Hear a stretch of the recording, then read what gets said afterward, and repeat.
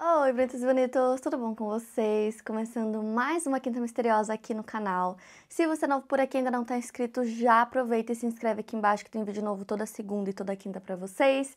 Playlist completa com todos os casos que eu já contei aqui no canal, são mais de 400 casos pra maratonar, vai estar aqui na descrição. Não esquece de me acompanhar nas redes sociais que eu vou deixar aqui na tela pra vocês, me sigam por lá que tem conteúdo extra. Quinta Misteriosa também é podcast pra ouvir quando e onde quiser, então vai estar tudo certinho pra vocês aqui na descrição. E agora bora começar o caso de hoje.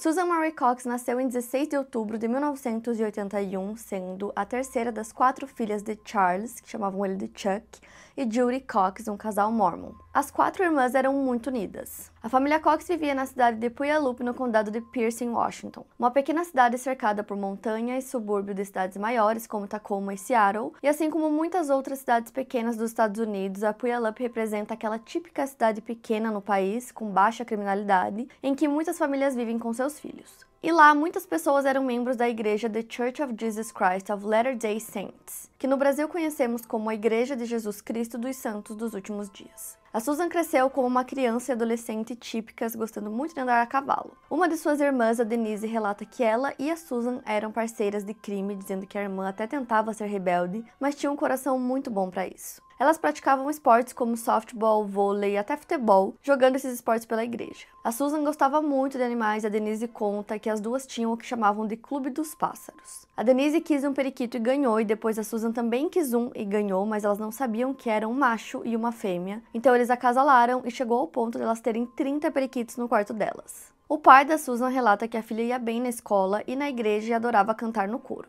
Chuck e Judy, seus pais, se conheceram na igreja e criaram as filhas nesse ambiente também, e Susan cresceu tendo o sonho de casar e constituir família, seguindo os preceitos da igreja. Ela era uma jovem que gostava de ter sempre as unhas e o cabelo feitos, gostava de usar roupas estilosas e de se arrumar. A Susan frequentou a faculdade de cosmetologia e gostava de fazer com que as outras pessoas se sentissem bem com elas mesmas. Aos 19 anos, em 2000, a Susan conhece o jovem Joshua Powell, que na época tinha 24 anos. Eles se encontram em um evento para solteiros na igreja. Um ano antes, o Joshua teria terminado um relacionamento com a Catherine Everett em março. Eles chegaram a morar juntos em um apartamento em Seattle enquanto o Joshua estudava na Universidade de Washington. Anos mais tarde, em 2012, a Catherine falaria sobre seu relacionamento com o Joshua e como ele era conturbado. Ela falou sobre isso no podcast Code. Ela disse que haviam restrições e controle no relacionamento, que até para ela visitar a própria família, ele precisava estar junto, não permitindo que ela ficasse sozinha. Eles terminaram porque a Catherine acabou viajando sozinha para visitar um amigo em Utah, e o Joshua não pôde ir porque estava ocupado com a faculdade. A Catherine resolveu não voltar para Seattle e terminou com ele pelo telefone. Mas aí, logo depois da Susan conhecer o Joshua, eles se deram super bem, quase que de maneira instantânea, compartilhando um interesse mútuo por pássaros. Joshua revelou para Susan que tinha um papagaio. Ele tratava muito bem o animal e o levava para todos os lugares com ele. Falando um pouco mais sobre o Joshua, ele nasceu em Puyallup no dia 20 de janeiro de 1976 e é filho de Steven e Terrica Powell, tendo 2 irmãs chamadas Jennifer e Alina e 2 irmãos chamados Michael e John. Infelizmente, o Joshua não teve uma infância tão amorosa quanto a da Susan. Seus pais também eram mormons, mas enfrentaram fases de muitas brigas que levaram a um conturbado divórcio e uma longa e cansativa luta pela custódia dos filhos na justiça. Os 3 meninos acabaram ficando sob custódia do pai e a Lina sob custódia da mãe, apesar de alguns anos depois ela ter ido morar com o pai também. A custódia da Jennifer não foi mencionada, então eu acredito que na época ela já era maior de idade. O pai do Joshua, o Steven, acusava a mãe dele de ser ocultista, e ela acusava o Steven de ter um problema relacionado à pornografia que estaria afetando seus filhos, além de incitar que eles fossem violentos com ela. Na igreja que a Susan e o Joshua frequentavam, se você era um jovem solteiro, você poderia frequentar uma congregação específica, a qual eles frequentavam, então eles estavam sempre juntos nesse meio religioso, juntamente com outros jovens solteiros. Em alguns vídeos capturados pelo pai do Joshua é possível ver a relação entre os dois acontecendo. Eles são capturados em diversos momentos divertidos em que eles riem e aparentam ser felizes juntos. A Rachel Marini, que é uma amiga do casal, deu uma entrevista e ela disse que a primeira impressão que ela teve do Joshua é que ele era um cara muito legal, muito divertido, mas que ele também era muito confiante a ponto de acreditar que ele conseguiria ficar com qualquer garota que ele quisesse. A Susan disse para sua irmã Denise que o Joshua tratava ela super bem, que ele gostava muito dela e tinha prometido fazê-la feliz. Apesar de algumas pessoas acharem que ele falava demais, se gabava demais, a Susan não tinha o que reclamar dele. Na época em que eles começaram a namorar, o Joshua estava na faculdade, ele trabalhava, ele morava sozinho, tinha o próprio carro.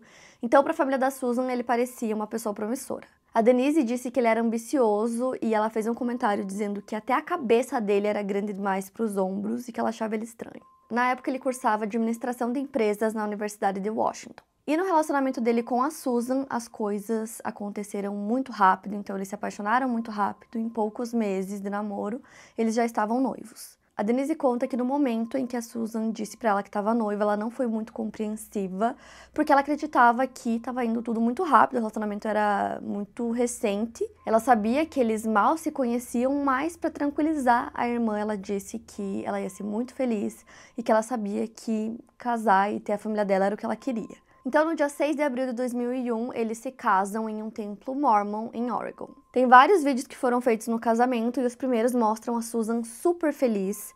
E aí, conforme a recepção ia acontecendo, o casamento ia acontecendo, ela vai mudando, assim, porque dá pra ver o Joshua cada vez mais distante dela conforme o casamento ia passando, a ponto até de quase ignorar ela. Aparece ele tirando várias fotos e ficando principalmente com a família dele, até que tem um momento em que o Joshua some e aí a Susan fica mais agitada. No começo do casamento, eles não tinham muito dinheiro, então eles faziam vários bicos e segundo a Jennifer, que é a irmã do Joshua, a Susan era a maior provedora da casa nessa época.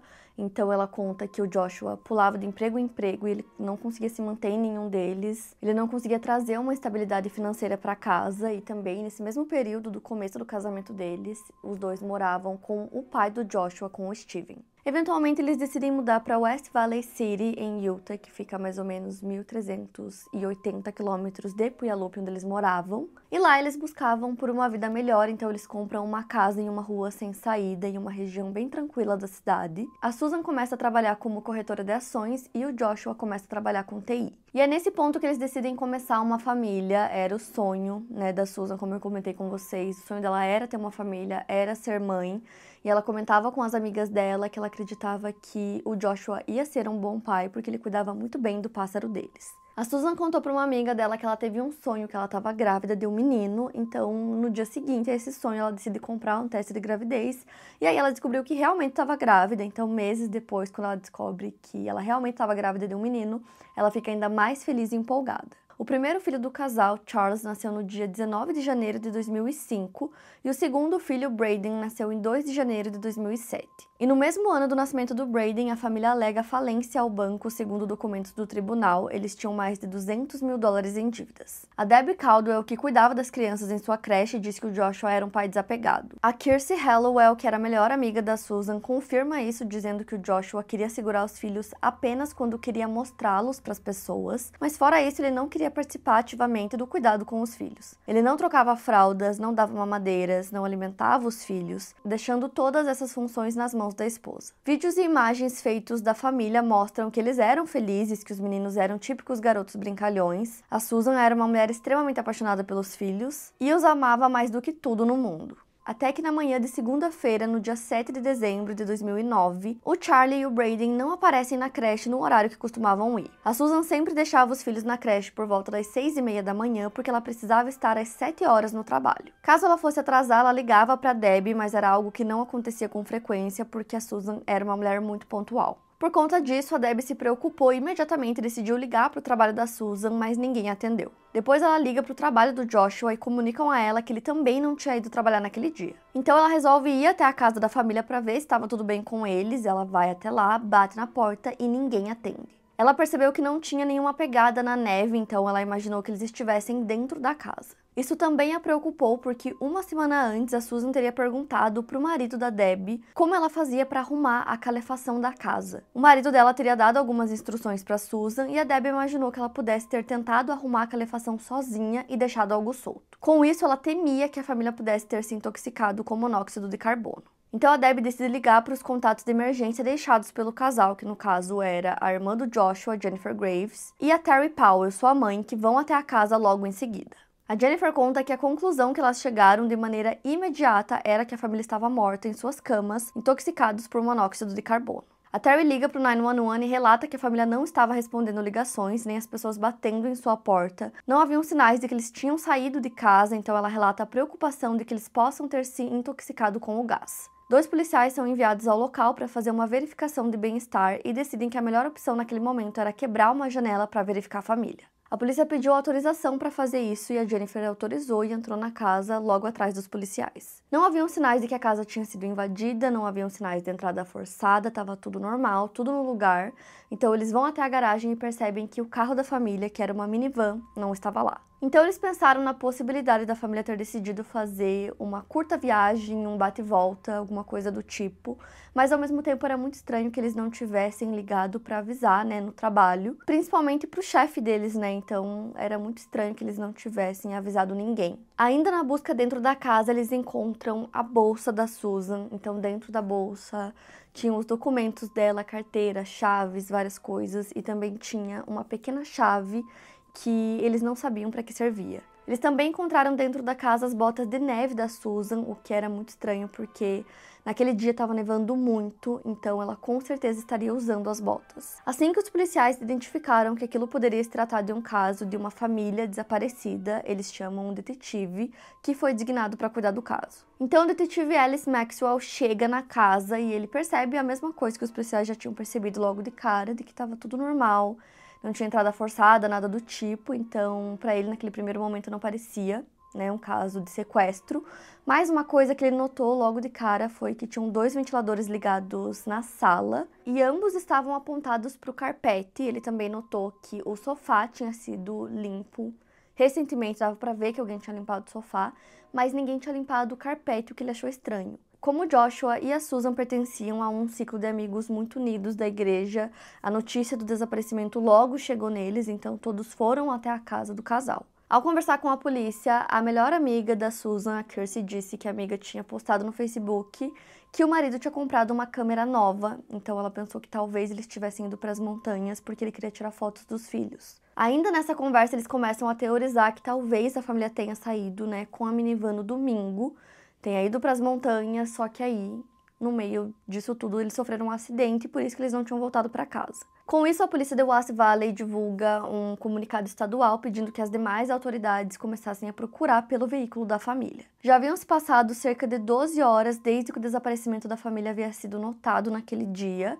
então vários amigos, familiares, todas as pessoas que conheciam o casal estavam todos lá na casa deles com a polícia, tentando ajudar, quando por volta das 7 horas da noite o Joshua aparece com as crianças, mas sem a esposa. Ele abaixou o vidro do carro e o detetive foi até lá para conversar com ele, então ele disse que no dia anterior, por volta da meia-noite, ele decidiu sair acampar com os filhos. O detetive questionou aquele acampamento no meio da noite, num dia que estava muito frio, com uma nevasca muito forte, e aí o Joshua disse que ele sempre acampava no frio, que aquilo não era incomum para ele. Ele disse que os filhos queriam acampar, queriam comer marshmallow, e por isso que eles foram. O detetive também perguntou o porquê do Joshua não ter atendido o celular durante aquele dia inteiro, né? Quando muitas pessoas tentaram falar com ele recebeu muitas ligações, ele não atendeu nenhuma.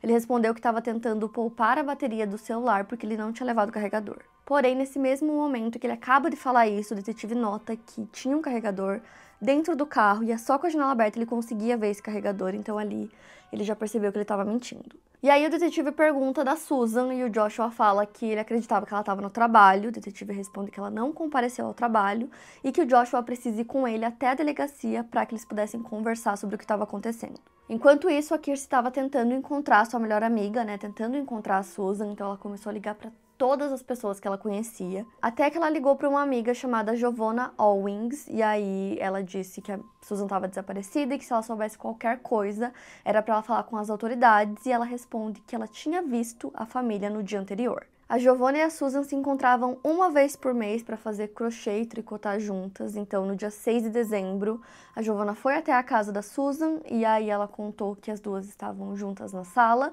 e que o Joshua estava com as crianças na cozinha preparando panquecas. Quem convivia com a família há mais tempo, quem conhecia bem ele, sabia que o Joshua não cozinhava nunca, muito menos lavava a louça, então ela disse que foram 2 coisas que ele tinha feito naquele dia.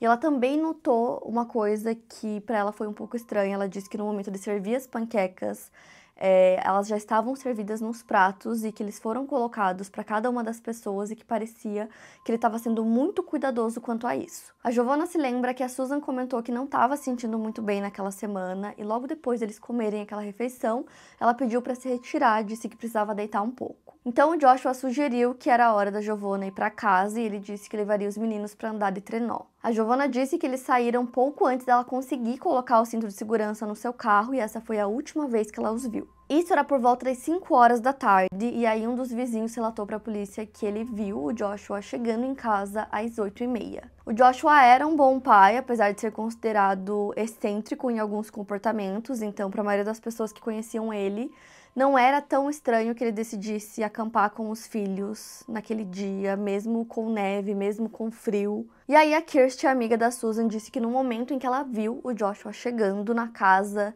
sem a esposa, imediatamente ela pensou o que ele fez com ela. Porque ela sabia que a amiga jamais permitiria que ele levasse as crianças sem ela para o deserto no meio da noite naquele frio. Então, ainda no dia 7, o detetive leva o Joshua para a delegacia para conversar com ele e junto dele estavam os 2 filhos, um de 4 anos e o outro de 2. O Joshua relatou que a última vez que ele viu a esposa foi na noite anterior, por volta da meia-noite. Ele disse que eles conversaram sobre levar os meninos para comer marshmallows e que ele acredita que ela tenha ido dormir por volta da meia-noite e meia. Nesse meio tempo, ele teria carregado o carro e aí levado os meninos para acampar. Então, o detetive pergunta por que ele tinha decidido acampar, num domingo à noite. Então, ele ficaria até na segunda, acampando, sendo que ele sabia que os meninos tinham creche, que ele tinha que ir para o trabalho.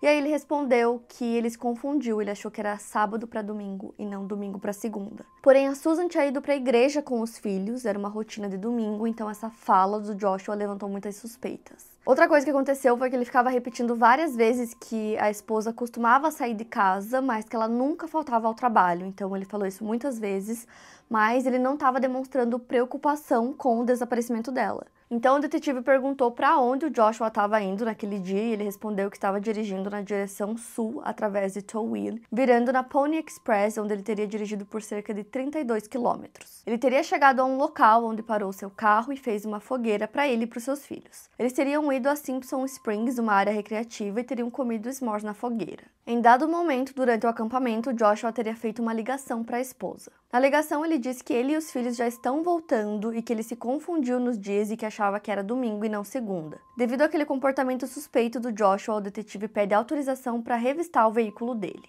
No carro havia um gerador, um umidificador, tinha trenós, sacolas cheias de equipamentos de acampamento, o que fazia sentido com a história que ele estava contando. Porém, também foi encontrado o celular da Susan no console central do carro e ele estava sem o cartão SIM. Era um celular rosa, então não fazia sentido que fosse do Joshua. Aparentemente, ele não tinha uma explicação para o celular em seu carro e não fazia realmente sentido que ele estivesse lá. As autoridades pediram para que ele voltasse no dia seguinte sem os filhos para ver se eles conseguiriam obter mais informações dele dessa maneira. Joshua teria sido visto limpando de maneira meticulosa o seu carro no dia seguinte ao desaparecimento da esposa. Também nesse dia, sacos e sacos de coisas são jogados no lixo. A Jennifer, irmã do Joshua, disse entre aspas: "Foi muito estranho para mim porque ele estava correndo pela casa, pegando pilhas de toalhas e colocando-as na máquina de lavar. E finalmente pensamos, você tem que ir para sua entrevista com a polícia." A polícia apreendeu a minivan naquele dia para realizar novas buscas no veículo porque constataram que tanto o celular da Susan quanto do Joshua estavam sem o cartão SIM. Por volta das 8h30 da noite, o Joshua aluga um carro no aeroporto internacional de Salt Lake, com o qual ele rodou quase 1.300 quilômetros. Ele também teria comprado um celular novo que foi ativado a quase 130 quilômetros de Salt Lake City e o Joshua só devolveu o carro no dia 10 de dezembro. Nesse dia, o pai do Joshua, Steven, teria faltado ao trabalho porque alegou estar doente. Em 8 e 9 de dezembro, Steven não comparece ao trabalho. O detetive disse que se frustrou com a entrevista dele porque o investigador fazia perguntas específicas, mas o Joshua respondia com "eu não sei, eu não lembro". Ele nem perguntou ao detetive o que ele acreditava que tinha acontecido com a sua esposa.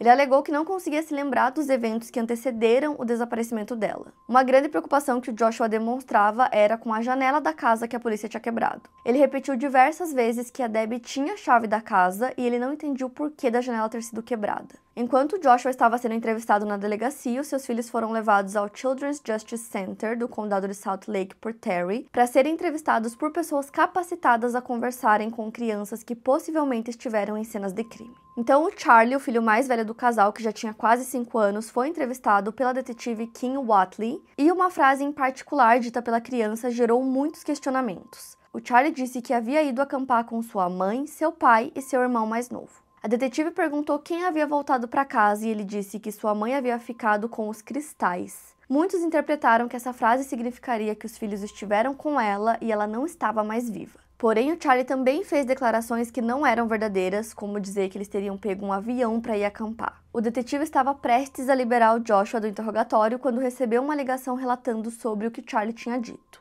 O detetive confronta o Joshua sobre a entrevista do filho e ele alega que as crianças sabiam que a mãe não estava junto com eles e que naquele momento as crianças estavam mentindo. Ele nega que ela tenha ido junto com eles e que ele tenha deixado a esposa na Pony Express. A partir disso, ele pede um advogado porque acreditava que precisaria de um. Quando ele saiu da entrevista, o detetive explicou que ele não poderia voltar para casa porque a polícia estava cumprindo um mandado de busca no local. A polícia retirou diversos discos rígidos da casa, o Joshua tinha muitos deles, CPUs, pendrives, tudo foi levado pela polícia para perícia. Perto do carpete do sofá, investigadores de cena do crime descobriram respingos de sangue. Eram gotículas de sangue e, segundo o detetive Maxwell, a melhor maneira de descrevê-los era como se alguém tivesse espirrado.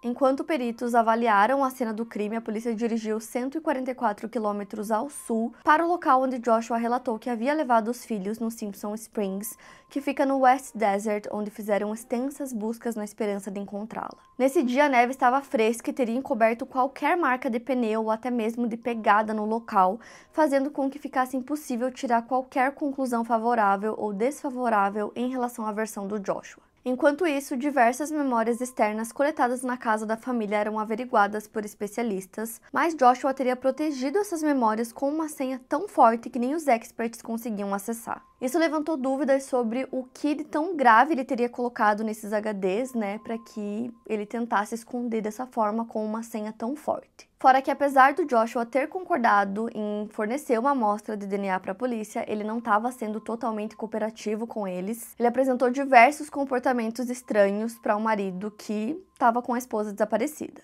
A ex-namorada do Joshua, a Catherine, quando viu no noticiário o desaparecimento da Susan, ela disse para o marido dela que ela tinha certeza que tinha sido Joshua pelo que ela conhecia dele. Ela disse que chegou até a imaginar que ela poderia ter tido um destino parecido com aquele se ela não tivesse saído daquele relacionamento, mesmo não sabendo ainda se o Joshua realmente tinha feito alguma coisa. Então, 9 dias depois do desaparecimento da Susan, no dia 16 de dezembro, o Joshua é oficialmente considerado uma pessoa de interesse para o caso, por não estar cooperando e até estar obstruindo a investigação. Até aquele ponto, a polícia tinha apenas evidências de causa provável, eles não tinham nada de concreto que realmente fosse um motivo pelo qual o Joshua teria assassinado a sua esposa. Então eles decidiram começar uma investigação mais a fundo na vida dele e nisso eles começaram a perceber que esse casamento perfeito que eles tentavam demonstrar que eles tinham não era tão perfeito assim. Fora que o Joshua teve vários comportamentos estranhos também, então, por exemplo, a Kirsty fez uma vigília para Susan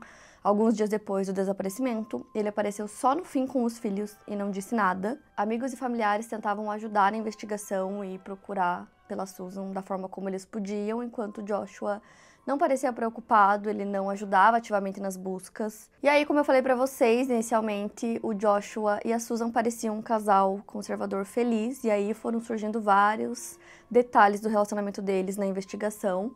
O genro do Joshua disse que uma das vezes que a Susan estava entrando em trabalho de parto, ele avisou o Joshua sobre isso, E aí ele disse que tudo bem, que ele já iria e continuou trabalhando no computador. Então o Chuck leva a sua filha Susan para o hospital e ele fala que o Joshua apareceu 1h30 depois com o computador que ele sentou do lado da janela e continuou trabalhando, até que ele chamou a atenção dele e disse que não era o momento para ele estar trabalhando e que ele focasse na esposa. E mesmo a Susan sendo a principal provedora da família, quem controlava o dinheiro parecia que era o Joshua. Então, na investigação, eles perceberam que ele montou um computador para ele, que foi bem caro. Segundo a Kirsty, as coisas começaram a mudar quando eles decidiram aumentar a família. Então, quando a Susan engravidou do Charlie, ela percebeu uma mudança no marido, mas ela acreditava que assim que o filho nascesse, as coisas iriam melhorar. Mas o Joshua a subestimava e a tratava com grosseria. Fora que vários amigos presenciaram muitas atitudes de controle por parte do Joshua, como, por exemplo, ele entregava listas para Susan com coisas que ela deveria comprar, e ele dizia que ela tinha que comprar apenas o que estava na lista e nada mais. Muitas vezes ele deixava a Susan com apenas $10 para ela fazer as compras de mercado da semana, e a Kirsty disse que teve até uma vez que ela pediu emprestado salsichas para ela porque os filhos estavam com fome. A Rachel, que é uma amiga do casal, conta que enquanto a Susan tinha que contar as moedas, literalmente o Joshua simplesmente fazia estoque de salgadinhos e molhos para ele e dizia que ninguém poderia comer, muito menos a Susan. A Susan não gostava de conflito, então o marido queria controlar as finanças da casa e ela deixava. Segundo a Debbie, que é dona da creche que os filhos da Susan frequentavam,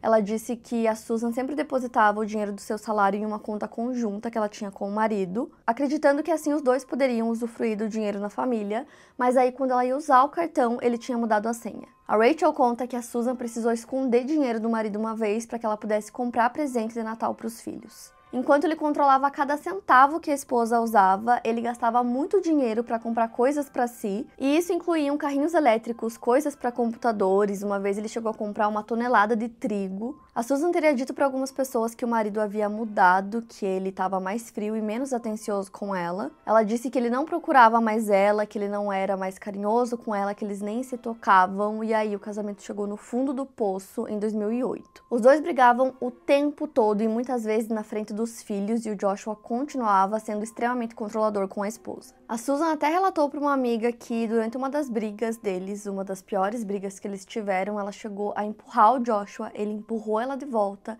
e disse que se ela fizesse isso mais uma vez, ele bateria nela, então ela nunca mais fez isso. Foi nesse ponto que ela decidiu terminar o casamento, então ela teria até procurado um advogado de divórcio, e aí enquanto ela ia conversar com o advogado, ela deixava os filhos com a Kirsty. Quando ela voltou, ela disse que o advogado aconselhou que ela filmasse todos os bens materiais que o casal tinha, porque como eu falei pra vocês, o Joshua comprava muitos itens caros pra ele, então o advogado mandou ela filmar tudo, para que quando eles fossem dividir os bens, realmente fosse dividido entre os dois e que não desse tempo dele esconder as coisas. O advogado também teria aconselhado que ela escondesse essa fita de vídeo em algum lugar que o Joshua não conseguisse encontrar. Então a Susan grava esse vídeo no dia 29 de julho de 2008 e ela fala no vídeo seu nome, ela fala que ela está se garantindo para que caso aconteça algo com ela ou com a família dela, que os seus bens estejam documentados. This is me, July 29th, 2008. It is 12:33. It's making sure that if something happens to me or my family or all of us, that our assets are documented. Hope everything works out and we're all happy and live happily ever after as much as that's possible. Mas a Susan também teria relatado para uma amiga que ela faria de tudo que estivesse ao seu alcance para que o casamento funcionasse. E aí, depois disso, ela teria colocado o marido contra a parede, dizendo que se o casamento deles não melhorasse até o aniversário de casamento deles em abril, ela iria embora. Enquanto a polícia estava investigando o Joshua, ele decide mudar para a casa do seu pai em Puyallup.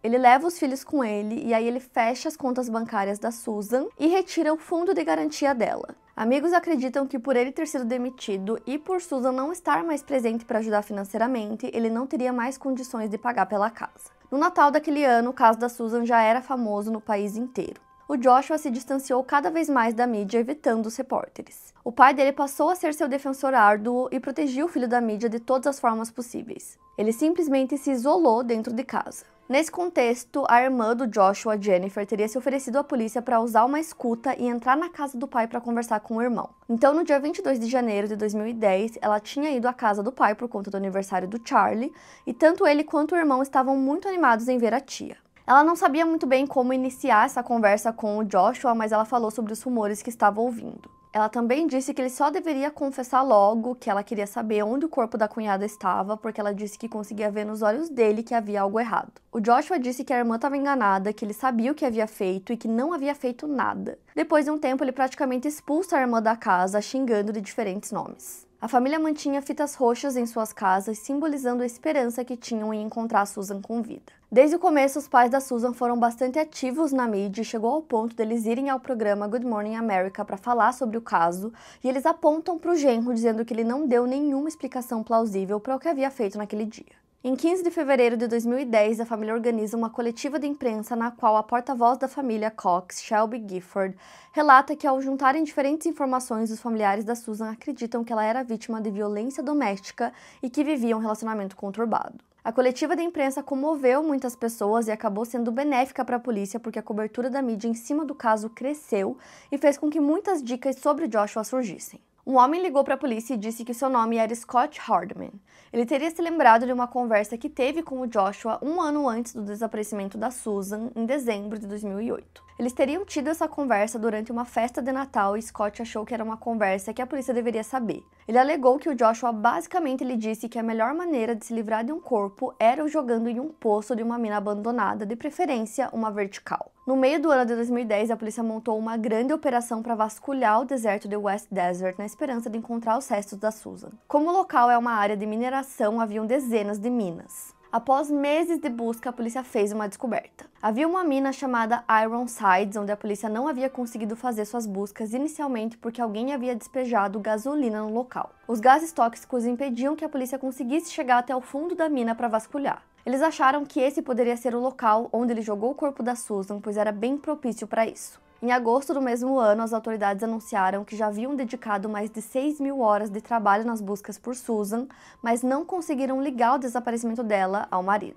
Como não havia corpo, eles não sabiam com certeza se a Susan estava morta ou não, por isso era um caso bem mais difícil de ser levado ao tribunal. Cerca de um ano depois do desaparecimento, o Charlie foi entrevistado pela polícia novamente, mas ele não se abriu muito, dizendo que não podia falar sobre Susan ou o acampamento e disse que sempre guardava as coisas em segredo. Naquele momento, o caso estava estagnado porque mesmo a polícia tendo diversas pequenas pistas que ligavam Joshua ao desaparecimento da esposa, ainda não era possível prendê-lo sem um corpo. A custódia das crianças permanecia com o Joshua e para os pais da Susan isso era um pesadelo. Para eles era inconcebível que um homem suspeito de desaparecer com a mãe das crianças pudesse permanecer com a guarda deles. As famílias brigavam e Joshua chegou a pedir uma medida cautelar contra Chuck.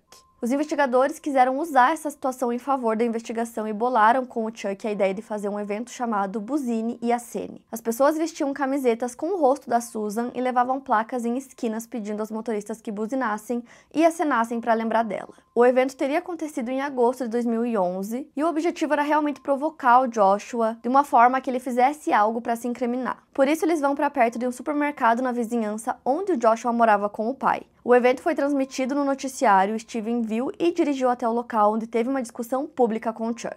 Steven estava revoltado porque Chuck estava no mercado do seu bairro e disse que teria ido até lá para ver se Chuck não estava violando a medida cautelar, mas a medida cautelar autorizava que o Chuck comprasse até na mesma loja que Joshua, só não permitia que ele o abordasse para conversar. Durante essa discussão, o Joshua aparece no local com os filhos e conversa com os repórteres. Ele diz que existem muitas pessoas atacando tanto ele quanto os filhos, pessoas lideradas pelo Chuck, que no caso é o pai da Susan. Antes de ir embora, Steven faz uma declaração para as câmeras dizendo que ele e o filho possuem diários de Susan, nos quais ela revela diversas coisas sobre sua família e ele chega até a se gabar de ter essas informações. Ele ainda diz que Joshua conviveu com Susan por 8 anos e a conhecia muito bem antes dela fugir, que era o que ele e Joshua acreditavam que havia acontecido. Para os investigadores, pensar que a Susan simplesmente decidiu abandonar os filhos e fugir não fazia sentido algum, até porque ela amava os filhos, ela dizia que era o que ela mais amava no mundo, então ela jamais faria isso. Por meses, o Joshua, como eu falei para vocês, se manteve bem isolado, ele não dava entrevistas, não falava com ninguém, mas aí ele decidiu dar uma entrevista para o Good Morning America. Essa entrevista também foi em agosto de 2011 e ele disse que sentia muita falta da esposa. Por vezes ele precisou parar a entrevista para se recompor e ele nega ter matado ela. Ele também falou sobre diversos diários que ele encontrou que poderiam ajudar na investigação. Na entrevista, ele também disse que ele é um homem bom, que ele coloca os filhos sempre em primeiro lugar e que aquela decisão de sair à noite para acampar foi uma decisão espontânea. Ele disse que muitas vezes ele perde a noção de tempo e acaba tomando essas decisões espontâneas. E aí a repórter pergunta por que ele não ligou para o trabalho avisando que ele não iria naquele dia, porque essa era uma grande questão, né? Por que ele não avisou ninguém? Ele responde que o sábado para ele foi um blur e que ele se confundiu e acreditava que o domingo ainda era sábado. É nesse ponto que o Joshua América e o pai dele decidem tornar públicos algumas páginas dos diários da Susan, onde ela falava sobre sua infância. Ela alegava que teve uma infância difícil, com uma mãe com personalidade explosiva e um pai manipulador, o que fazia ela sofrer abuso psicológico.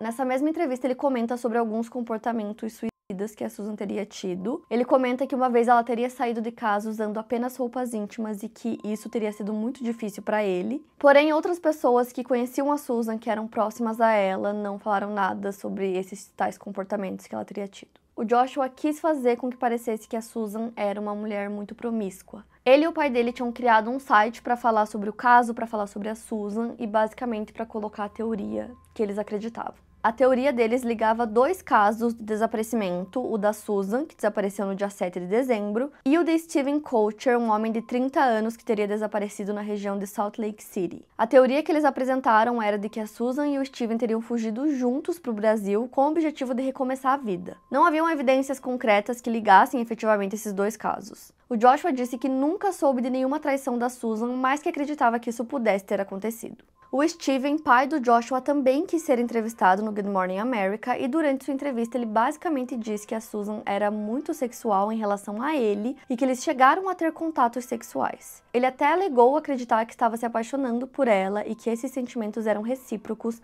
da parte de Susan. E aí tem essa questão dos diários, né? Essas alegações que eles falam sobre terem diários da Susan, e isso não passou despercebido pelos investigadores. Em 25 de agosto de 2011, eles conseguem um mandado de busca na casa dos Powell, e aí eles encontram esses diários. Só que aí a polícia encontra outras evidências bem intrigantes também na casa do Steven. Ele tinha diversos diários que ele escrevia, e eles encontraram esses diários onde ele falava sobre estar se apaixonando pela Susan.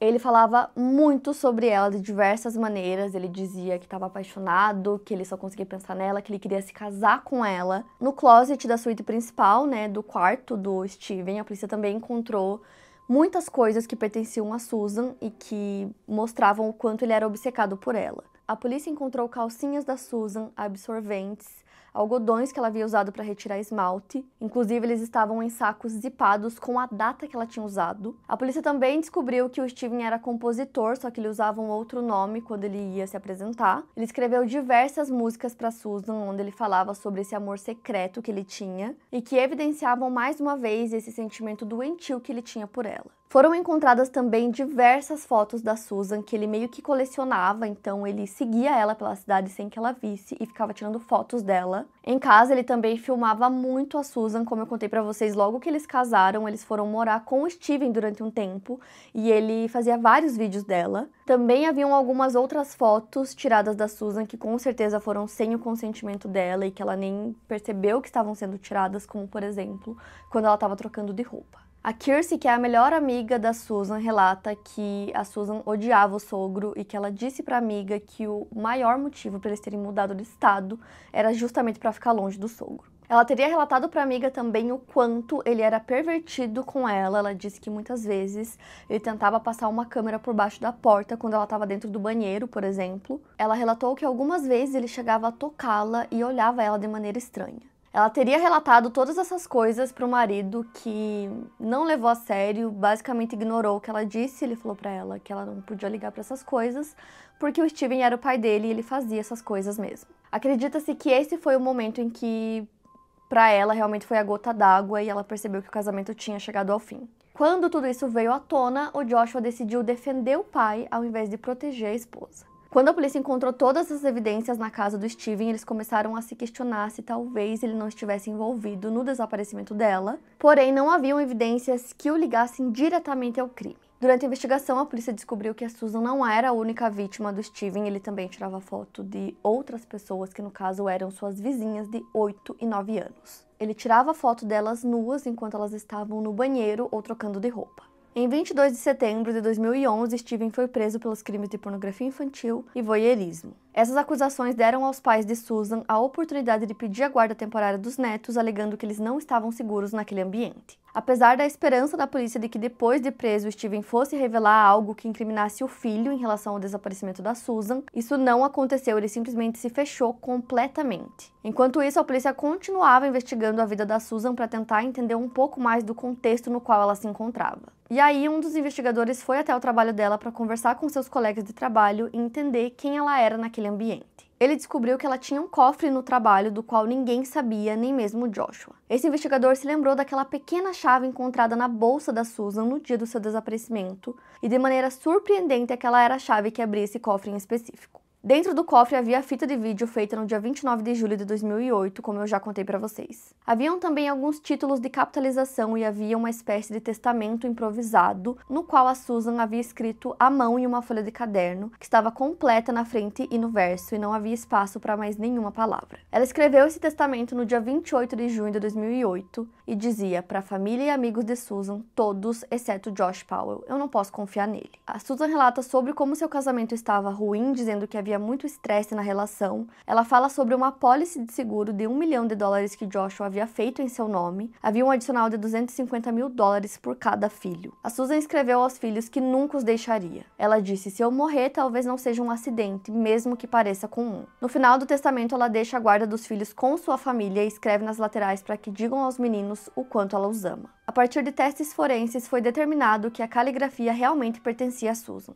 A caligrafia era compatível com a dos diários dela, da sua assinatura no testamento, que era igual à assinatura da carteira de habilitação da Susan, então não haviam dúvidas de que ela havia escrito aquela carta. A maior evidência circunstancial que eles tinham era a carta. Infelizmente, segundo o detetive Maxwell, não haviam evidências físicas e a investigação permanecia sendo uma investigação de desaparecimento e não de homicídio, porque eles não tinham encontrado o corpo. No final de 2011, a polícia conseguiu obter informações do histórico de navegação do computador do Joshua. A polícia descobriu que ele havia pesquisado sobre a montanha Saint-Tropez. O local fica a 50 km de distância de onde ele disse que teria ido na noite do desaparecimento da Susan, em Simpson Springs. As autoridades fizeram uma operação de buscas gigantescas na região. Os cães farejadores levaram a polícia para o lado oeste da montanha, para onde havia um local onde alguma coisa foi queimada. O local indicado por eles parecia uma cova rasa de cerca de 80 centímetros de profundidade. Ali a polícia encontrou diversos pedaços de madeira queimados e alguns deles teriam sido enviados ao laboratório para que testassem e averiguassem se havia alguma relação com Susan através de DNA.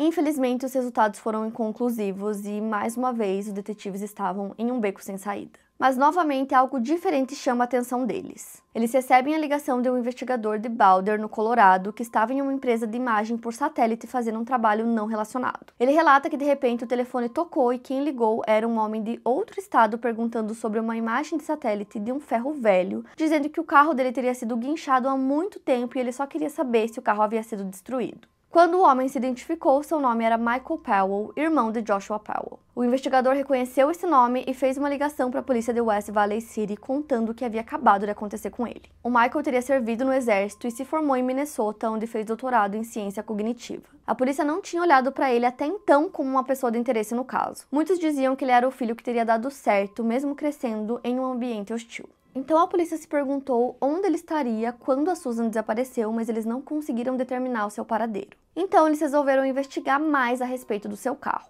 Na época em que ela desapareceu, o Michael teria deixado o carro dele em um ferro velho para que fosse destruído, e o carro dele estava em ótimas condições, então não fazia muito sentido que ele fizesse isso. E aí o detetive Maxwell mandou alguns investigadores para o local. Eles foram até o ferro velho e levaram cães farejadores para fazerem uma busca. Os cães indicaram que havia um cheiro de corpo decomposto no porta-malas do carro dele. Então o carro é levado de volta para Utah e é submetido a exames forenses. Foi encontrado o DNA no porta-malas do carro e agora eles precisavam descobrir se era o DNA da Susan. A teoria da polícia naquele momento era de que o Joshua teria ido para aquele local com o filho, com a esposa, que ele teria matado a esposa e deixado o corpo lá. E depois ele pensou melhor e achou que não era um bom lugar, então teria pedido ajuda ao irmão. Então o irmão teria buscado o corpo e movido ele para um lugar que fosse mais difícil de encontrar. Nisso ele leva o carro até um ferro velho, paga $100 para que eles ficassem com o carro, chama um táxi e volta para casa do pai em Washington. Eventualmente, os investigadores conversam com o Michael e perguntam onde ele estava no momento em que a Susan desapareceu, e ele disse que estava com o pai e que depois que ela desapareceu, ele foi para Utah para ajudar nas buscas. O Michael disse que não sabia o que tinha acontecido com a Susan. É nesse ponto que os investigadores mencionam o carro e perguntam por que ele queria saber se o carro havia sido destruído, e aí ele começa a ficar muito nervoso e depois disso ele não fala mais nada. Posteriormente, a polícia fez diversas tentativas de contato com ele, mas ele não falou mais com a polícia. Quando o resultado do DNA saiu, demonstrava que aquele DNA encontrado no porta-malas não era da Susan, então mais uma vez os investigadores estavam em um beco sem saída. Em 2012, o Joshua e seus sogros precisavam se enfrentar no tribunal em uma audiência sobre a custódia das crianças. Como se tratava de uma guarda temporária com os avós, a justiça sempre se manteve ativa, averiguando se os meninos estavam bem.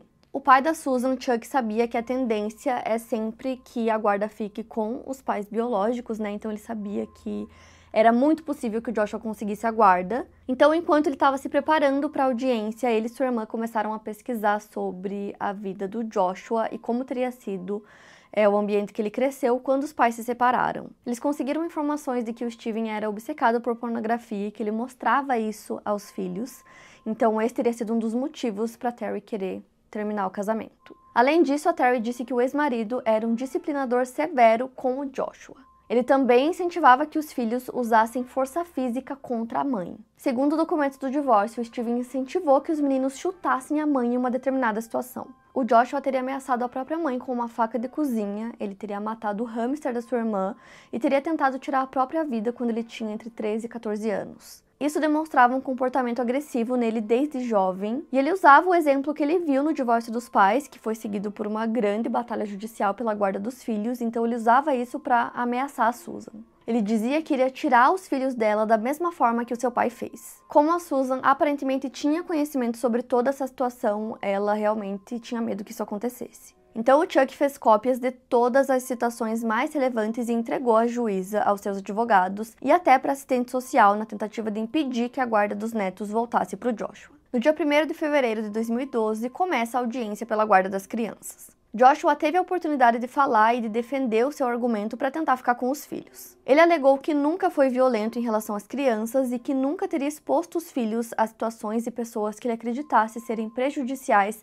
para a segurança deles. O argumento do Estado foi o de que Joshua não deveria ter a guarda dos filhos devido à investigação em andamento do desaparecimento e provável morte de sua esposa e do fato de que haviam suspeitas de que ele poderia estar envolvido. Além disso, eles apresentaram novas provas encontradas no computador do Joshua, evidências de pornografia, desenhos pornográficos em mais de um computador. Eles não sabiam se as crianças teriam tido qualquer tipo de acesso a isso, mas existia a possibilidade sim. Com base nas evidências que ouviu, a juíza decidiu que naquele momento não era seguro que os filhos do Joshua voltassem para casa com ele. Mas essa não era uma decisão definitiva, apenas temporária. A juíza disse que o Joshua deveria passar por um exame de avaliação psicossexual e, dependendo do resultado, o caso poderia ser reavaliado futuramente. Ele também deveria fazer um teste de polígrafo. Ele tinha permissão para visitar os filhos, mas apenas na presença de uma assistente social. Naquela mesma semana, no domingo, dia 5 de fevereiro, seria a primeira visita supervisionada do Joshua com os filhos. A assistente social levou os meninos até a casa que o Joshua havia alugado em Graham, Washington.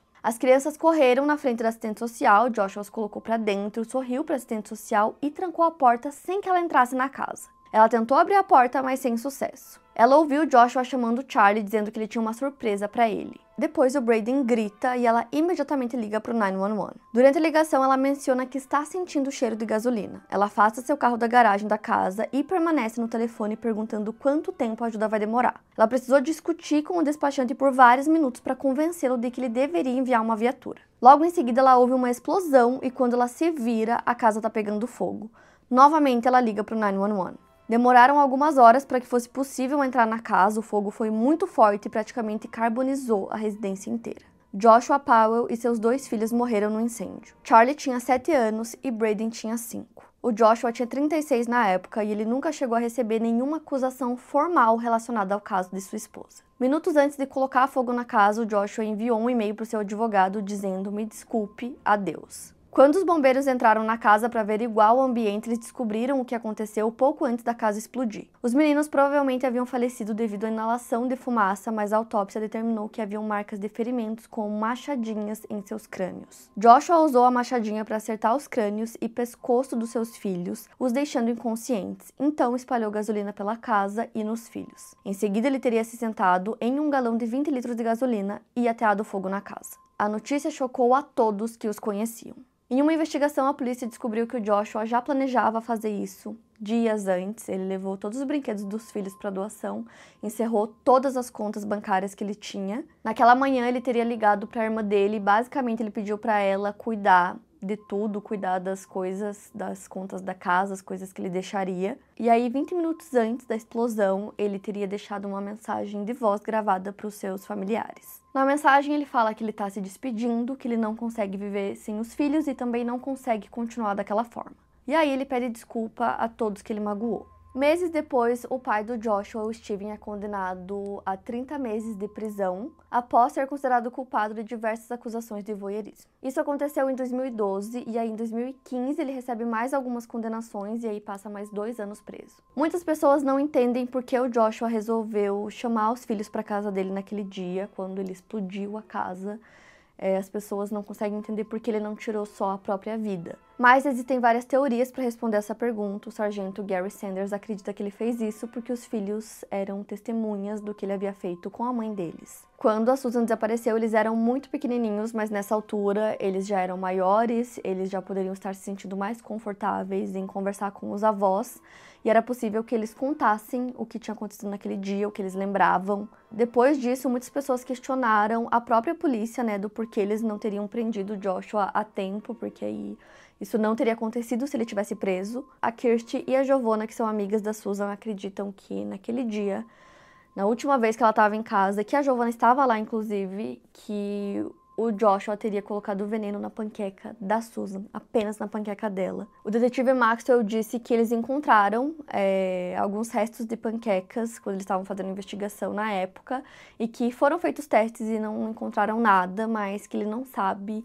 de quem eram aquelas panquecas encontradas, Já que, como eu expliquei pra vocês, a Giovanna disse que ele colocou cada uma no prato e foi entregando pras pessoas. Então poderia ser outra e não a da Susan. Como eu falei pra vocês, também tinham alguns respingos de sangue na casa que foram feitos testes e eram o sangue da Susan. Então, algumas pessoas acreditam que, na verdade, ela foi morta na casa. Até hoje, a polícia não conseguiu acessar aqueles HDs do Joshua para descobrir o que tinha lá. E aí, com a morte do Joshua, os investigadores se voltam novamente para o Michael, irmão dele, para ver se ele poderia ajudar, em alguma informação sobre o caso. Mas no dia 11 de fevereiro de 2013, a polícia é chamada e quando eles chegam lá, eles encontram o corpo do Michael. Ele se jogou do 7º andar. Então agora os 2 irmãos estavam mortos e só restava o pai deles, o Steven. E ele também nunca revelou para a polícia o que ele sabia sobre o caso da Susan, o que ele sabia sobre o que tinha acontecido com ela. Ele faleceu aos 67 anos em 2018, um ano depois de sair da cadeia. Os pais da Susan teriam entrado com um processo contra o Departamento de Serviços Sociais e de Saúde do Estado de Washington em um tribunal civil, alegando que a negligência do departamento contribuiu para a morte dos seus netos. Para o detetive Maxwell, que foi o responsável pelo caso por anos, o que o Joshua fez naquele dia com os seus filhos foi definitivamente uma admissão de culpa. A Susan iria se divorciar dele, então ele não a teria mais e não queria que ninguém a tivesse. A investigação do caso da Susan continua em andamento. Atualmente, a polícia de Westlake City considera que ela esteja morta. Mesmo assim, sempre que os noticiários falam sobre o caso, divulgam que a polícia ainda aceita informações e dicas. Até hoje, eles realizam buscas pela Susan. Todos os anos é feita uma vigília em memória da Susan, onde pessoas se juntam e demonstram apoio à família dela e às famílias de outras pessoas desaparecidas. Em julho de 2014, o caso civil da família Cox foi reconvocado e nesse mês de agosto o júri concedeu à família uma indenização de 98 milhões de dólares contra o Departamento Estadual de Serviços Sociais e de Saúde. Chuck diz que usará esse dinheiro para homenagear os seus netos, ajudando outras famílias a salvarem suas crianças. O juiz que preside o caso teria reduzido esse valor para 32 milhões de dólares, sendo 16 milhões por cada criança. A família iria apelar da decisão. Bom, gente, esse é o caso de hoje. Quero muito saber o que vocês acharam.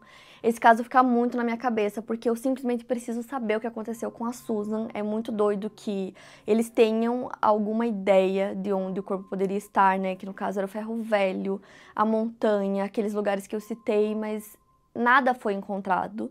Então, é possível que encontrem um dia e que eles consigam comprovar por DNA que seja, né, a ossada dela, alguma coisa do tipo. Mas é muito doido pensar que vários membros, né, da família do Joshua, o pai e o irmão, pareciam saber o que tinha acontecido e ninguém falou absolutamente nada. A única que queria trazer justiça era a irmã dele, que no caso não sabia. Então, quero muito saber o que vocês acharam. Me conta aqui nos comentários. Não esquece do like, que me ajuda muito na divulgação.